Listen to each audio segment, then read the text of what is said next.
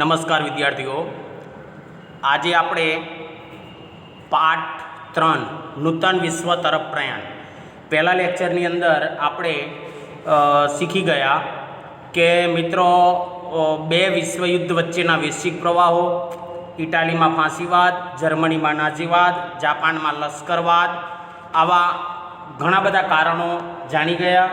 ત્યાર પછી દ્વિતીય વિશ્વયુદ્ધ જે હતું, આ દ્વિતીય વિશ્વયુદ્ધની જે આખી રૂપરેખા હતી એ જાણી ગયા, એના પરિબળો જાણી ગયા.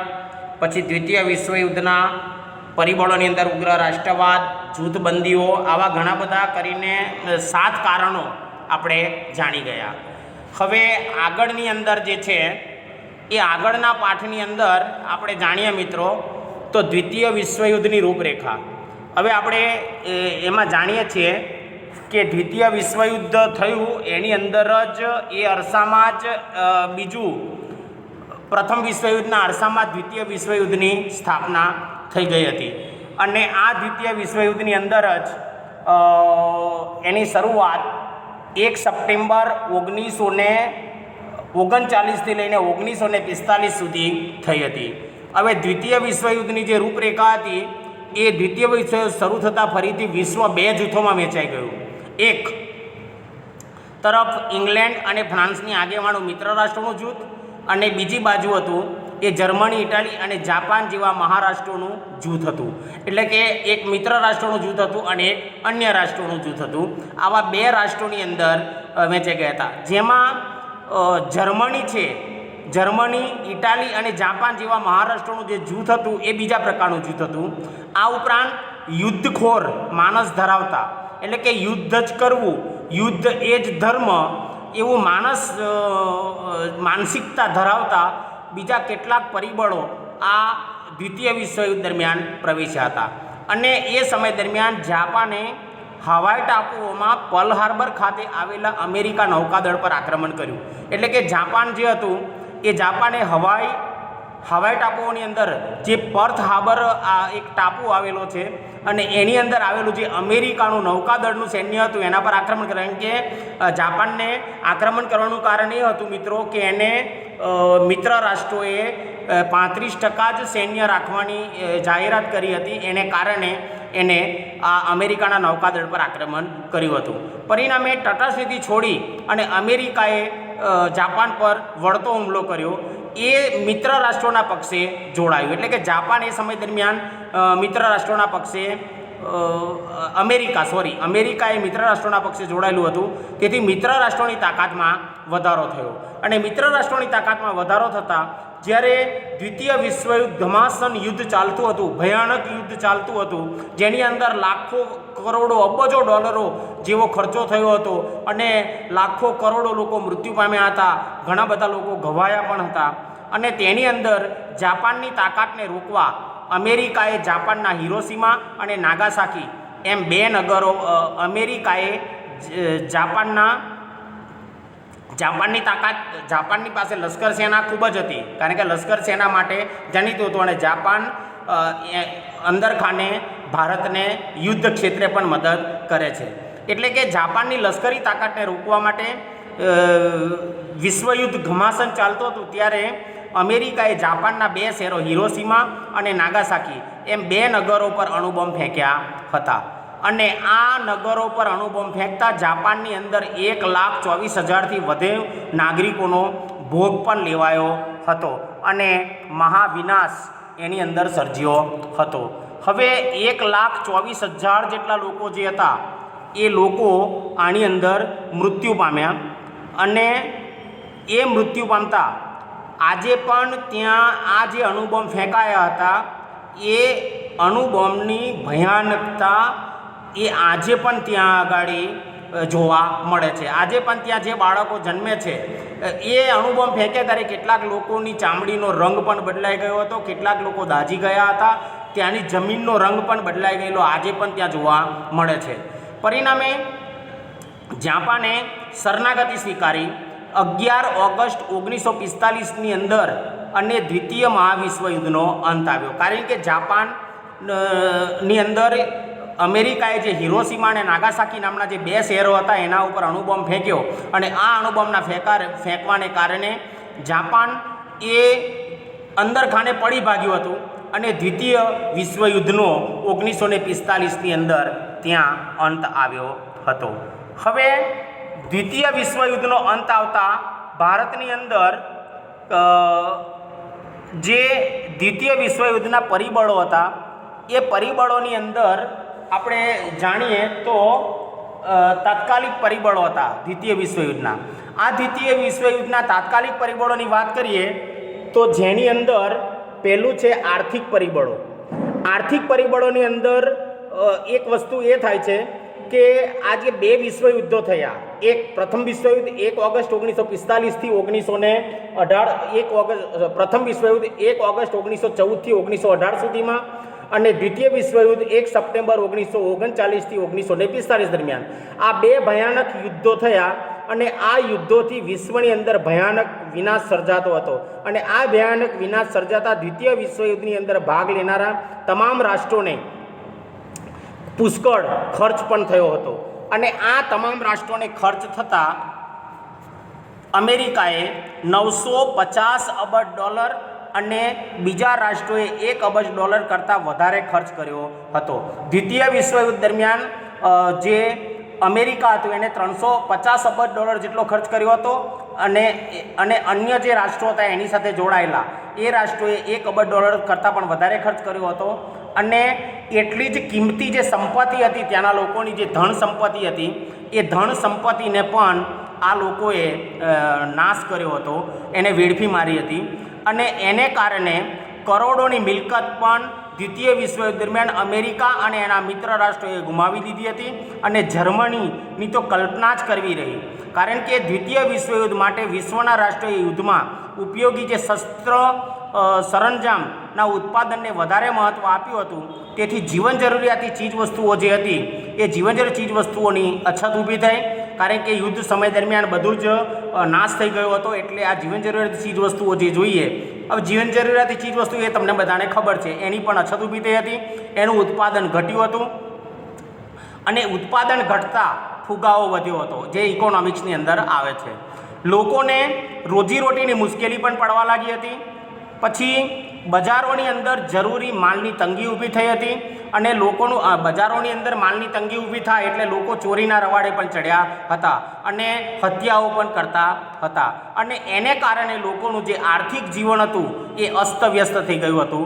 પરિણામે વિશ્વના રાષ્ટ્રો જે હતા એ વિશ્વના રાષ્ટ્રો મહામંદી તરફ ધકેલાયા અને વિશ્વના રાજકારણની અંદર અર્થકારણની એક યુગ પ્રવર્તક ફેરફાર થયા હતા. એટલે કે આર્થિક પરિબળને કારણે પણ દ્વિતીય વિશ્વયુદ્ધની અંદર એનું તત્કાલીન પરિબળ હતું. બીજું છે ચીનમાં સામ્યવાદીની સ્થાપના. હવે ચીન એ સામ્યવાદી દેશ હતો, એક જ હતું શાસન ચાલતું હતું. તો રશિયાની અંદર થયેલ બોલ્શેવિક ક્રાંતિ 1917ની અંદર થયેલી હતી. એ સામ્યવાદી ક્રાંતિને કારણે ભાવિ વિકાસ પર ઝડપથી કંડારી શકાય, એટલે કે એ રાષ્ટ્રનો ભાવિ વિકાસ કરી શકે અને એને કારણે, કારણ કે ચીનની અંદર તો અમેરિકાએ પણ કેટલાક દેશોની અંદર જઈ અને પોતાના સંસ્થાનો સ્થાપ્યા હતા, રશિયાએ, ફ્રાન્સે, બધાઓએ. એટલે જે અફીણ વિગ્રહો થયા હતા એ અફીણ વિગ્રહોને કારણે આ બધી સમસ્યાઓ થઈ હતી, જેને કારણે ઝડપથી કંડારી શકે વિશ્વના રાષ્ટ્રો અને એની પ્રગતિ હાંસલ કરી શકે તેનાથી વિશ્વ બજારની અંદર ઘણા બધા રાષ્ટ્રો એ સમય દરમિયાન પ્રભાવિત થયા હતા, એટલે કે આગળ આવ્યા હતા. ચીન પણ એ સમય દરમિયાન આગળ આવવા માટે પ્રભાવિત થયું હતું, પરંતુ દ્વિતીય વિશ્વયુદ્ધ પછી જાપાનની શક્તિ જે હતી હિરોશીમા અને નાગાસાકી ઉપર જે બે અણુબોમ્બ નાખ્યા તેને કારણે એની શક્તિ નાશ પામી હતી, ક્ષીણ થઈ ગઈ હતી. આ સંજોગોની અંદર ચીન પર તેનો પ્રભાવ એ ઓસરી ગયો હતો અને ચીન પર એનો પ્રભાવ ઓસરી જતા તેનો લાભ લઈ ત્યાં માઓ ત્સે તુંગેના નેતૃત્વ હેઠળ ચીનમાં થયેલ ક્રાંતિને અંતે સામ્યવાદી શાસનની સ્થાપના થઈ. એટલે કે ચીનની જે શક્તિ ક્ષીણ થઈ ગઈ અને ચીનની અંદર આની પરિબળનો લાભ લઈ અને માઓ ત્સે તુંગના નેતૃત્વ હેઠળ ચીનની અંદર એક સામ્યવાદી ક્રાંતિની શાસનની સ્થાપના થઈ જે 1949ની અંદર કરવામાં આવી હતી. આ ઉપરાંત દ્વિતીય વિશ્વયુદ્ધનું ત્રીજું પરિબળ છે કે ઠંડુ યુદ્ધ, કોલ્ડ વોર, એના જન્મ દૂરગામી પરિબળો હતા. હવે કે દ્વિતીય વિશ્વયુદ્ધ હતું એનું જે પરિણામ હતું એ કોઈ યોગ્ય હતું નહીં. એટલે કે દ્વિતીય વિશ્વયુદ્ધ બાદ અમેરિકા અને રશિયા એમ બે મહાસત્તાઓમાં વહેંચાઈ ગયું. એટલે કે અમેરિકા અને રશિયા આ બંનેને મહાસત્તા મળી, વીટો પાવર મળ્યો, નિષેધાધિ અધિકાર મળ્યો. એટલે બે અલગ અલગ રાષ્ટ્રોમાં વહેંચાઈ ગયું હતું. યુદ્ધ દરમિયાન બંને જે રાષ્ટ્રો હતા એ બંને રાષ્ટ્રો મિત્રો હતા, પરંતુ યુદ્ધ પછી બંને વચ્ચે મતભેદો વધતા ગયા. આ મતભેદો વધવાનું કારણ એ હતું કે અમેરિકાને એના મનફાવતા પ્રદેશો જોઈતા હતા અને રશિયાને એને મનગમતા પ્રદેશો જોઈતા હતા.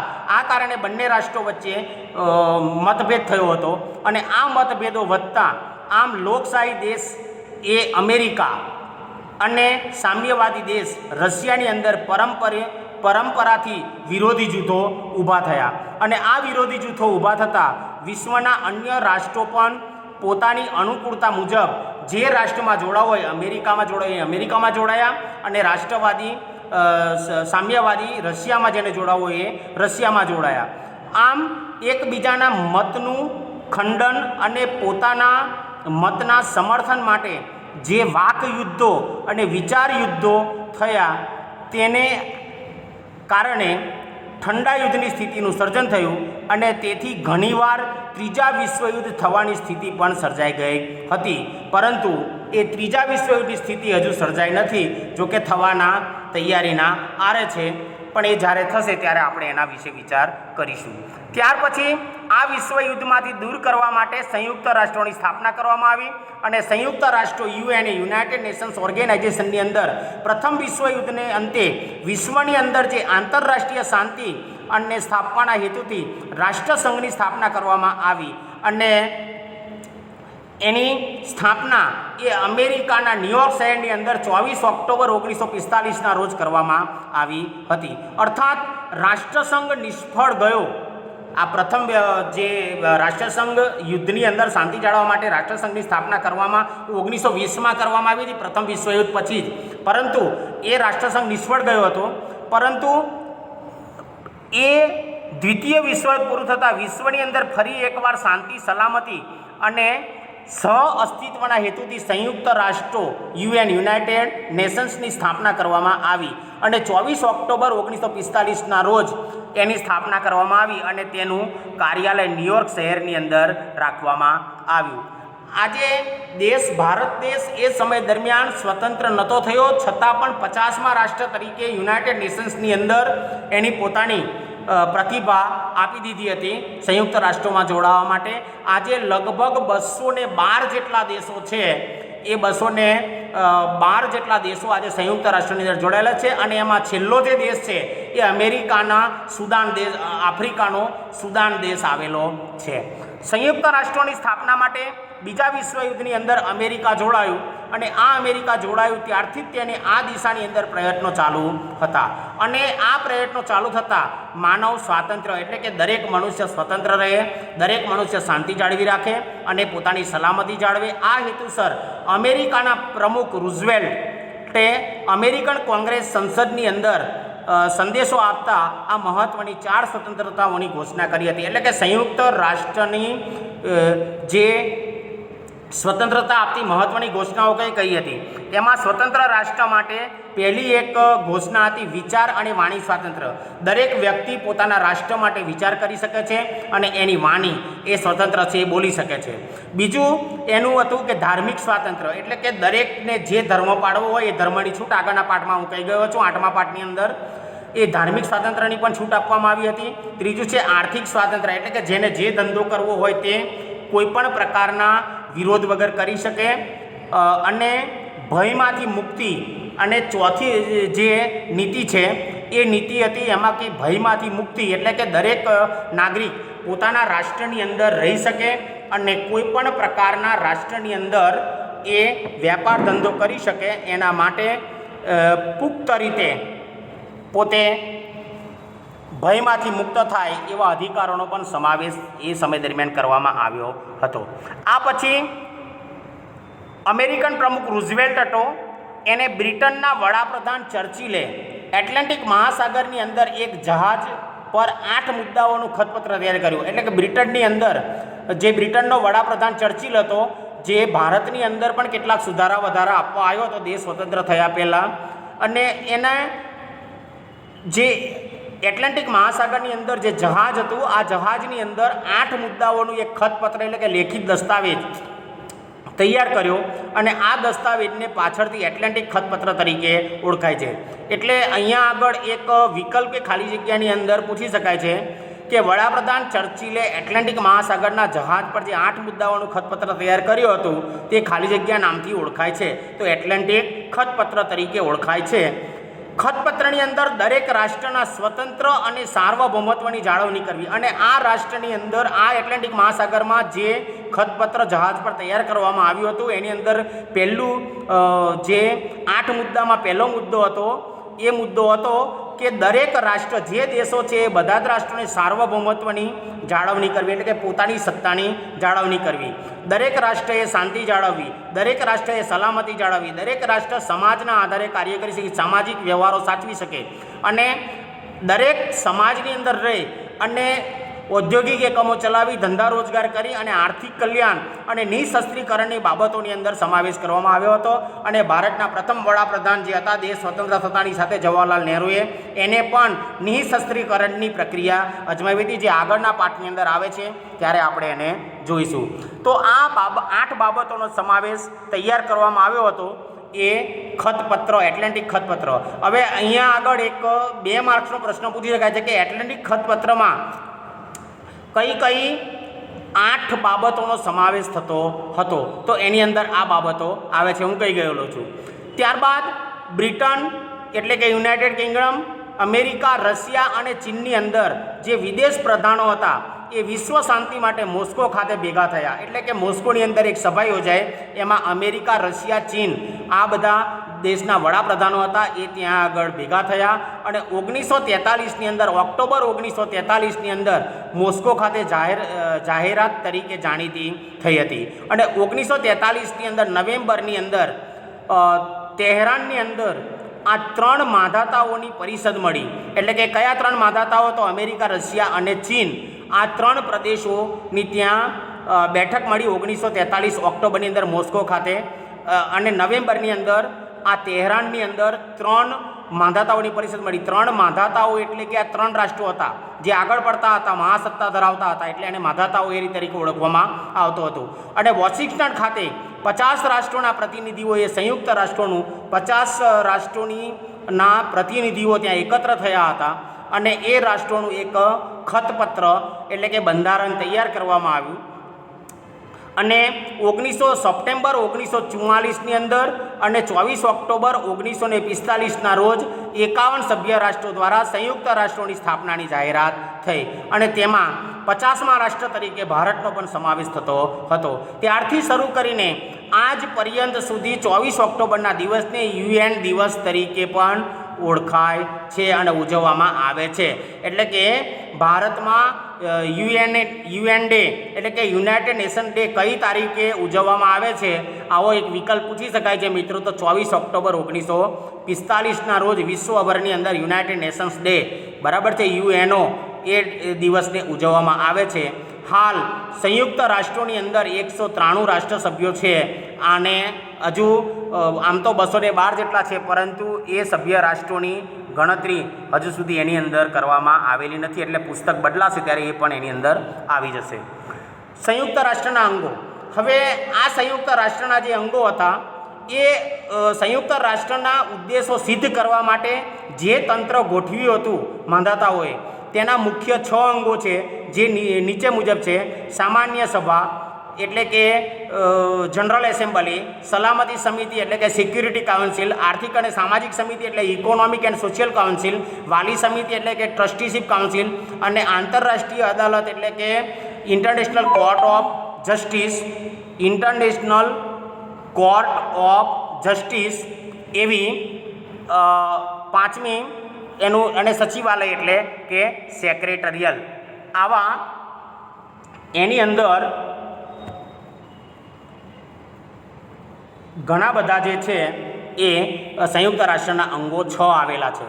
આ અંગો પૈકી આંતરરાષ્ટ્રીય અદાલત નેધરલેન્ડના હેંગ શહેરમાં આવેલી છે. આંતરરાષ્ટ્રીય અદાલત છે એ નેધરલેન્ડની અંદર હેંગ શહેર આવેલું છે, તેની અંદર આવેલી છે ઇન્ટરનેશનલ કોર્ટ ઓફ જસ્ટિસ. અને એ સિવાયની અન્ય સમિતિઓની મુખ્ય કચેરીઓ જે આવેલી છે એ અમેરિકાના ન્યુયોર્ક શહેરમાં આવેલી છે. એટલે કે યુનાઇટેડ નેશનની સ્થાપના જે ન્યુયોર્કમાં કરવામાં આવી હતી અમેરિકાની અંદર, ત્યાં આવેલી છે. સંયુક્ત રાષ્ટ્રના અંગોના કાર્યો. મિત્રો, આની અંદરથી કોઈ પણ એક કાર્ય સંયુક્ત રાષ્ટ્રના અંગો પૂછાઈ શકાય છે, જેમાં સામાન્ય સભા એટલે કે જનરલ એસેમ્બલી. આ સંયુક્ત રાષ્ટ્રોનું સૌથી મોટું જો કોઈ અંગ હોય તો તે સામાન્ય સભા છે. સામાન્ય સભા છે એ બધા જ સભ્ય રાષ્ટ્રોના પ્રતિનિધિઓની બનેલી છે. એટલે કે જેટલા સભ્ય રાષ્ટ્રો છે એ બધા જ રાષ્ટ્રોના સભ્યોની બનેલી સભાને સામાન્ય સભા તરીકે ઓળખવામાં આવે છે. તેમાં દરેક રાષ્ટ્ર વધુમાં વધુ 5 વ્યક્તિઓને મોકલી શકે છે. દરેક રાષ્ટ્ર પોતાના સામાન્ય સભાની અંદર 5 સભ્યોને મોકલી શકે છે, પરંતુ મતદાન વખતે 5 સભ્યોમાંથી કોઈ પણ એક જ સભ્યની મત આપવા માટે ગણના કરવામાં આવે છે. અને આ જ અંગો તમે આવતા વર્ષે 8મા ધોરણમાં પણ મિત્રો ભણી ગયેલા છો. ત્યાર પછી આંતરરાષ્ટ્રીય સંબંધોને લગતી કોઈ પણ બાબત પર ચર્ચા કરવામાં કે સલાહ સૂચનો કરવાની ભલામણો પણ આ સામાન્ય સભાના સભ્યો કરી શકે છે. આ જે ચિત્ર દેખાય છે એ સામાન્ય સભાનો સભાખંડ છે અને એ યુનાઇટેડ નેશન્સની અંદર ન્યુયોર્ક શહેરની અંદર આવેલો છે. હવે એનું બીજું કારણ છે સામાન્ય સભાની અંદર કે મહામંત્રી MD મેનેજિંગ ડાયરેક્ટર એ મહામંત્રી છે દર વર્ષે જે અંદાજપત્ર રજૂ કરે તે દરેકે રાષ્ટ્રોએ મંજૂર કરવું તથા તેના ખર્ચની રકમની ફાળવણી પણ કરવી, બધાએ સાથે રહીને કરવી જોઈએ. ત્યાર પછી ત્રીજું છે એનું કારણ કે રાષ્ટ્રોના આર્થિક વિકાસ એટલે કે આર્થિક રીતે સક્ષમ બને, માનવ અધિકાર એટલે કે માનવીઓના અધિકાર જળવાય, નિઃશસ્ત્રીકરણ એટલે કે શસ્ત્રોનું ઉત્પાદન ઘટાડવું અને સાંપ્રત આંતરરાષ્ટ્રીય પ્રશ્નોનું નિરાકરણ લાવવામાં પ્રયાસ કરે છે. એટલે કે હાલના સમયમાં સાંપ્રત એટલે કે હાલના સમયની અંદર જે રાષ્ટ્રો છે એ રાષ્ટ્રોના પ્રશ્નો છે એ પ્રશ્નોનું નિરાકરણ લાવવાનો પ્રયાસ આ યુનાઇટેડ નેશનની અંદર સામાન્ય સભાની અંદર કરવામાં આવે છે. સામાન્ય બાબતોની અંદર નિર્ણય 2/3 સભ્યોની બહુમતીથી લેવાય છે. હવે બંધારણની અંદર જો 2/3 સભ્યોની બહુમતી જળવાય તો 2/3 સભ્યોની બહુમતી જળવાય તો કોઈ પણ પ્રધાનને એનું રાજીનામું આપવું પડે છે. એમ સામાન્ય સભાની કોઈ પણ બાબતમાં નિર્ણય લેવા માટે 2/3 સભ્યોની બહુમતી એ આવશ્યક વસ્તુ છે. ત્યાર પછી સલામતી સમિતિ સિક્યુરિટી કાઉન્સિલ. હવે સંયુક્ત રાષ્ટ્રોનું સૌથી મહત્ત્વનું અંગ જે છે એ સલામતી સમિતિ છે. તેની અંદર અમેરિકા, બ્રિટન, ફ્રાન્સ, રશિયા અને ચીન આ 5 કાયમી સભ્યો છે. હવે સલામતી સમિતિની અંદર 5 કાયમી સભ્યો છે. જો આ 5 કાયમી સભ્યો છે એમાંથી કોઈ પણ 10 બિનકાયમી સભ્યો હોય છે. આ 5 સભ્યો જે છે એ શાંતિ અને સલામતી જાળવવા માટે અત્યંત વિશાળ સત્તાઓ પણ એમને આપવામાં આવેલી છે. અને આ વિશાળ સત્તાઓની અંદર જો મિત્રો 5 સભ્યોમાંથી કોઈ પણ એક સભ્ય નકારાત્મકતામાં પોતાનો ઉત્તર આપે તો એ ત્યાં આગળ સભાને બરખાસ્ત પણ કરવામાં આવે છે. સલામતી સમિતિની અંદર 5 કાયમી સભ્યો છે. આ 5 કાયમી સભ્યોની અંદર અમેરિકા, બ્રિટન, ફ્રાન્સ, રશિયા, ચીન આ 5 કાયમી સભ્યો છે અને બાકીના 10 છે એ બિનકાયમી સભ્યો છે. આ બિનકાયમી સભ્યોમાં પણ આજે ભારતનું સ્થાન છે. કોઈપણ રાષ્ટ્રના ઝઘડાના ઉકેલ માટે, વાટાઘાટો કરવા માટે અથવા તપાસ માટે અને એના દ્વારા આ 5 કાયમી સભ્ય મધ્યસ્થી દ્વારા શાંતિમય રીતે પ્રશ્નો હલ કરે છે. કોઈપણ આંતરરાષ્ટ્રીય અગત્યની બાબત હોય અને એમાં નિર્ણય લેવા માટે 5 કાયમી સભ્યો છે. આ 5 કાયમી, હું આગળ કહી ગયો છું, આ 5 કાયમી સભ્યોમાંથી જો કોઈ પણ એક મત હકારાત્મક ન હોય અથવા તો નકારાત્મકતામાં પોતાનો મત દર્શાવે તો કોઈ પણ રાષ્ટ્ર એ દેશ પ્રત્યે નિર્ણય લાવવામાં લઈ શકતો નથી. પરંતુ 5 કાયમી સભ્ય રાષ્ટ્રોની આ સત્તાને જે 5 કાયમી સભ્યો છે એ 5 કાયમી સભ્યોને વીટો પાવર એટલે કે નિષેધાધિ અધિકાર કહે છે. એટલે કે વીટો પાવરને અહીંયા આગળ વિકલ્પમાં કે ખાલી જગ્યામાં પૂછી શકાય છે, ખરા ખોટામાં પૂછી શકાય છે કે વીટો પાવરને બીજા ખાલી જગ્યા નામથી પણ ઓળખવામાં આવે છે. તો નિષેધાધિ અધિકાર, મહાસત્તા એ રીતે પણ એને ઓળખવામાં આવે છે. જે વિકલ્પમાં જવાબ આપેલો હોય એના આધારે તમારે લખવું પડશે. અને રશિયા એ મહાસત્તા વીટોમાં સૌથી વધુ વખત ઉપયોગ કર્યો છે, એટલે કે રશિયાએ સૌથી વધારે વખત મહાસત્તાનો ઉપયોગ કરેલો છે. હવે આગળનું જે છે એ આગળનું એક અંગ છે. એ આગળના અંગની અંદર ત્રીજું છે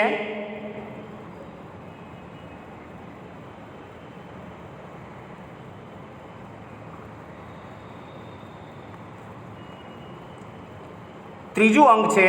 એ ત્રીજા અંગની અંદર આર્થિક અને સામાજિક સમિતિ, ઇકોનોમિક એન્ડ સોશિયલ કાઉન્સિલ.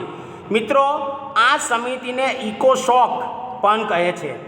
આ આર્થિક અને સામાજિક સમિતિમાં ઇકોનોમિક એન્ડ સોશિયલ કાઉન્સિલની અંદર 54 સભ્યો છે અને સામાન્ય સભા તેના નેતૃત્વ થતા સામાન્ય સભાની અંદર તેનું નેતૃત્વ થાય છે અને 2/3 સભ્યોને 3 વર્ષ માટે છૂટે છે. આર્થિક અને સામાજિક સમિતિની અંદર 54 સભ્યો આવેલા છે.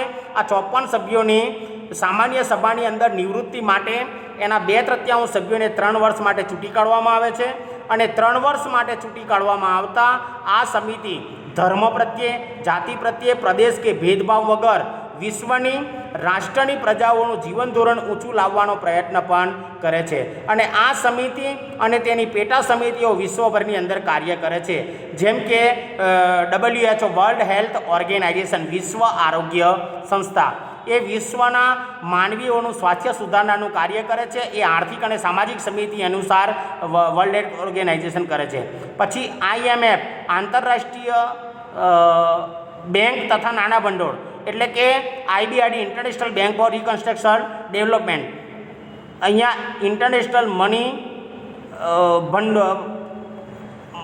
ભંડોળ એના માટે પણ આ નાણાકીય સ્થિરતા સ્થાપવાનું કાર્ય કરે છે. ત્યાર પછી અહીંયા આગળ આ ચિત્ર આપેલું છે FAO, food and agriculture organization, જ્યાં જમીન જે છે એ જમીનને સુધારા કરવાનું કાર્ય કરવામાં આવે છે. હવે FAO છે, ફૂડ એન્ડ એગ્રીકલ્ચર ઓર્ગેનાઇઝેશન, એ આંતરરાષ્ટ્રીય ખાદ્ય અને કૃષિ સંસ્થા છે. તે ખેત પેદાશો વધારવા પાછળ, સર્ટિફાઈડ બિયારણો સુધારવા પાછળ, જંગલો ઉછેરવાના અને જે ઘણી બધી જે સમસ્યાઓ છે એમાં માછલીઓનું ઉત્પાદન વધારવા માટે અને પોષણનું ધોરણ ઊંચું લાવવા માટેની સહાય જે છે એ ફૂડ એન્ડ એગ્રીકલ્ચર ઓર્ગેનાઇઝેશન કરે છે. હવે આ માછલીઓનું ઉત્પાદન છે એમાં સમુદ્રની અંદર કેટલીક વખતે તમે જ્યાં દરિયા કિનારામાં પાણી નથી આવતું ત્યાં વિશાળ ઊંડા ખાડા બનાવી આજુબાજુ ઊંચો ટેકરો કરી અને ત્યાં ઝીંગા કેન્દ્ર ઉછેરવામાં આવે છે. આ પણ ફૂડ એન્ડ એગ્રીકલ્ચર ઓર્ગેનાઇઝેશન, જ્યાં જમીન ધોવાઈ ગઈ છે, રણ પ્રદેશો છે, એ જમીનોને સુધારવાનું કાર્ય અને સર્ટિફાઈડ બિયારણો લાવી અને દેશની અંદર અન્નનું ઉત્પાદન વધારવાનું કાર્ય આ ફૂડ એન્ડ એગ્રીકલ્ચર ઓર્ગેનાઇઝેશન કરે છે. પછી ILO, ઇન્ટરનેશનલ લેબર ઓર્ગેનાઇઝેશન, આંતરરાષ્ટ્રીય મજૂર સંગઠન છે. એ વિશ્વના મજૂરના જે હકો અને ન્યાય આપવાનું કાર્ય ઇન્ટરનેશનલ લેબર ઓર્ગેનાઇઝેશન કરે છે. એટલે કે એ જે મજૂરી કરે છે એનું પૂરતું વેતન એને મજૂરી મળે છે કે નહીં એ જોવાનું કાર્ય આ ઇન્ટરનેશનલ લેબર ઓર્ગેનાઇઝેશન કરે. UNICEF, United Nations integrated scientific education જે છે એ બાળકો માટેનું આકસ્મિક મદદ ભંડોળ, એટલે કે વિશ્વના બાળકોનું સ્વાસ્થ્ય સુધારવા માટે, એને બાળકોનું પૌષ્ટિક ખોરાક મળી રહે, એ સારી રીતે શિક્ષણ મેળવી શકે અને એવી બાળ કલ્યાણની પ્રવૃત્તિઓ કરવાનું કાર્ય એ યુનિસેફ કરે છે. United Nations international child education અને ફૂડ ઓર્ગેનાઇઝેશન એના માટે કરવામાં આવેલું છે. યુનેસ્કોની અંદર છે યુનાઇટેડ નેશન્સ સાયન્ટિફિકેશન કલ્ચરલ ઓર્ગેનાઇઝેશન, એટલે કે શૈક્ષણિક, વૈજ્ઞાનિક અને સાંસ્કૃતિક સંસ્થા છે. આ સંસ્થા એ નિરક્ષરતા નિવારણ માટે શિક્ષણ દ્વારા માનવીનું જીવન ધોરણ ઊંચું લાવવાનું કાર્ય કરે છે. એને ન્યાય આપવો અને શિક્ષણ, વિજ્ઞાન અને સાંસ્કૃતિક સાધનો દ્વારા રાષ્ટ્રો વચ્ચે પણ સહકાર સાધવાનું કાર્ય એ યુનેસ્કો કરે છે. એના પછી વાલી સમિતિ, આ ઉપરાંત એની કેટલીક એવી પેટા સંસ્થાઓ છે એને પણ પ્રાદેશિક સમિતિની અંદર વિવિધ કાર્યો કરે છે. આ વિવિધ કાર્યોની અંદર વાલી સમિતિ છે. આ વાલી સમિતિની અંદર છે એ ટ્રસ્ટીશીપ કાઉન્સિલ છે. આ સમિતિની અંદર 5 કાયમી સભ્ય રાષ્ટ્રો હોય છે. તેમને સામાન્ય સભા પસંદ કરે છે. તે દેશના પ્રતિનિધિઓ હોય છે. આ સામાન્ય સભા એ 5 જે કાયમી સભ્યો છે એમાંથી એક સભ્યની પસંદગી કરે છે અને એ આ વાલી સમિતિના સભ્યો હોય છે. અગાઉ વાલીપના મેન્ડેટ હેઠળ જે પ્રદેશ હતા તેમજ જે પ્રદેશને સ્વતંત્રતા મળી ન હતી તેવા અને દ્વિતીય વિશ્વયુદ્ધની અંદર પરાજિત થયેલા પ્રદેશોની દેખરેખ માટે તેમજ તેમના સામાજિક, આર્થિક અને રાજકીય જેવી તમામ બાબતોની વિકાસ થાય એ જોવાની ફરજ એ વાલી સમિતિની છે, ટ્રસ્ટીશિપ કાઉન્સિલની છે. અને એની અંદર દરેકને સહકાર મળવો જોઈએ એવી ભાવના પણ આ વાલી સમિતિના દ્વારા કરવામાં આવે છે. આંતરરાષ્ટ્રીય અદાલત ઇન્ટરનેશનલ કોર્ટ ઓફ જસ્ટિસ તેનું મુખ્ય મથક એ નેધરલેન્ડના હેગ શહેરમાં આવેલું છે. તેની અંદર 15 ન્યાયમૂર્તિઓ હોય છે. જેમ આપણે સર્વોચ્ચ અદાલતની અંદર 26 ન્યાયાધીશો હોય છે, એક મુખ્ય ન્યાયાધીશ અને અન્ય બીજા 25 ન્યાયાધીશો, એમ ઇન્ટરનેશનલ કોર્ટ ઓફ જસ્ટિસની અંદર 15 ન્યાયમૂર્તિઓ હોય છે. 9 વર્ષ માટે આ ન્યાયાધીશોની નિમણૂક કરવામાં આવે છે. કોઈપણ 2 રાષ્ટ્રો વચ્ચે કોઈપણ વિખવાદનો નિકાલ કરે છે. અને આ 15 ન્યાયમૂર્તિઓની અંદર એક મુખ્ય ન્યાયાધીશ હોય છે અને 14 છે એ મદદનીશ ન્યાયાધીશો હોય છે. અને રાષ્ટ્રો વચ્ચે કોઈ પણ ઝઘડો હોય અદાલત સમક્ષ રજૂ કરવામાં આવે અને તેનો ચુકાદો આપવાનું કાર્ય એ આંતરરાષ્ટ્રીય અદાલત ઇન્ટરનેશનલ કોર્ટ ઓફ જસ્ટિસ કરે છે. અને કાયદા વિષયક સલાહ આપવાનું કાર્ય પણ આ અદાલતો કરે છે. સચિવાલય સેક્રેટરિયલ જે સંયુક્ત રાષ્ટ્રોનું છેલ્લું અંગ છે અને સંયુક્ત રાષ્ટ્રના જે મહામંત્રીઓ છે એ મહામંત્રીની કચેરીને સચિવાલય તરીકે ઓળખવામાં આવે છે. આપણું સચિવાલય જેમ ગાંધીનગરમાં આવેલું છે તે રીતે ત્યાંના સચિવાલયને મહામંત્રીની કચેરી હોય છે એને સચિવાલય તરીકે ઓળખવામાં આવે છે. સામાન્ય સભા તેના મહામંત્રીની નિમણૂક 5 વર્ષ માટે કરે છે.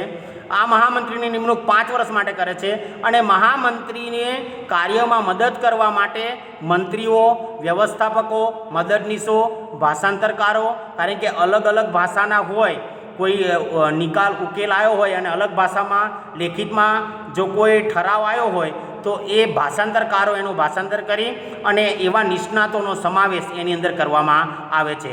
સંયુક્ત રાષ્ટ્રોનું સચિવાલય છે એ ન્યૂયોર્ક શહેરમાં આવેલું છે.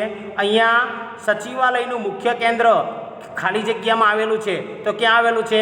ન્યૂયોર્કમાં આવેલું છે.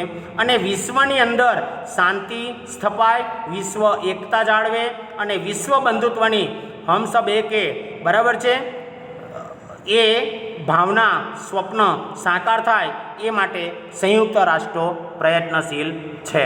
મિત્રો, પાઠનું સ્વાધ્યાય લખવું અને પાકું કરવું અને વ્યવસ્થિત રીતે સ્વાધ્યાયને પાકું કરવું. નમસ્કાર.